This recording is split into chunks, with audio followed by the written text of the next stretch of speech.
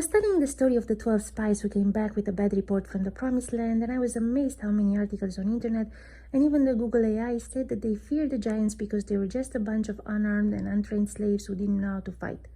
It's not true. Right after they left Egypt, they were attacked by the Amalekites in the desert, and Moses told Joshua to draft an army and fight. Exodus 17:13 says they had swords. It wasn't a wrestling game. They didn't just throw rocks at each other. They knew how to fight, and they had the gear to do it. Now, don't ask me why God took them on a detour to avoid the Philistines, and then he had them face the Amalekites. He said they would have gotten scared and run back to Egypt. I guess he knew the Amalekites were not as strong as the Philistines. But now you see them at the edge of the Promised Land, and God expects them to defeat the giants.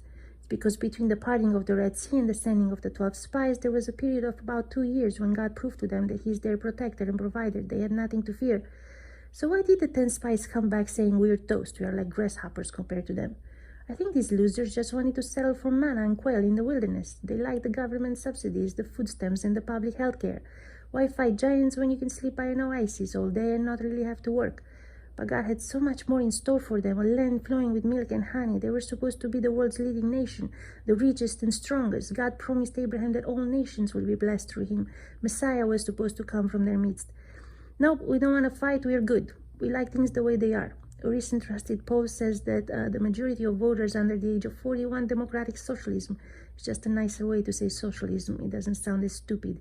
Yeah, we want the government to feed and clothe us and give us free housing. This is what we get when we indoctrinate young people in public schools and give them free stuff. They settle for manna. And God said, nope, all you socialists will die in the wilderness.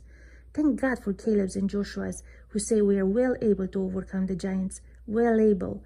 We got the swords and the spears and the National Guard. We can take the land. Caleb in Hebrew means dog, but in the sense of faithful and loyal. The root words mean wholehearted. He was loyal to God and believed his promises. Like the centurion who told Jesus, just say the word and my servant will be healed. They understood authority. When God says something, you do it. You don't doubt that he is able to fulfill what he promised. So in our story, the socialists tried to stone Joshua and Caleb to death. But then something dramatic happened. The glory of God filled the camp. Everybody saw it. God's magnificent presence backed up Joshua and Caleb, and judgment was pronounced upon the socialists. You will all die in the wilderness.